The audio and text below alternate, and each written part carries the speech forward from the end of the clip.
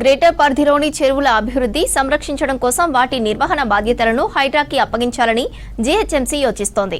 ఇప్పటికే సిటీలో 6 చెరువులను సుందరీకరిస్తుండటంతో పాటు పలు చెరువులు కబ్జాకు కాకుండా చూస్తున్న హైడ్రాకి ఈ బాధ్యతలు అప్పగిస్తే బాగుంటుందని ఉన్నతాధికారులు భావిస్తున్నారు. ఈ నిర్ణయం ద్వారా చెరువుల అభివృద్ధి పనులు వేగవంతం అవుతాయని బల్దియా భావిస్తోంది.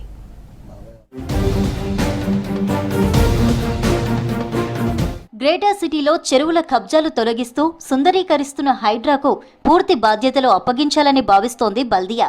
ఇప్పటికే బతుకమ్మ కుంటను సుందరీకరించి ప్రారంభించిన హైడ్రా సిటీలో మరో 5 చెరువులను పునరుద్ధరిస్తుంది. పలు ప్రధాన చెరువుల వద్ద కబ్జాలు కాకుండా భద్రతగా చూసుకుంటోంది హైడ్రా. దీంతో నగరంలో ఉన్న 185 చెరువుల నిర్వహణ బాధ్యతను హైడ్రాకు అప్పగించాలని భావిస్తోంది బల్దియా.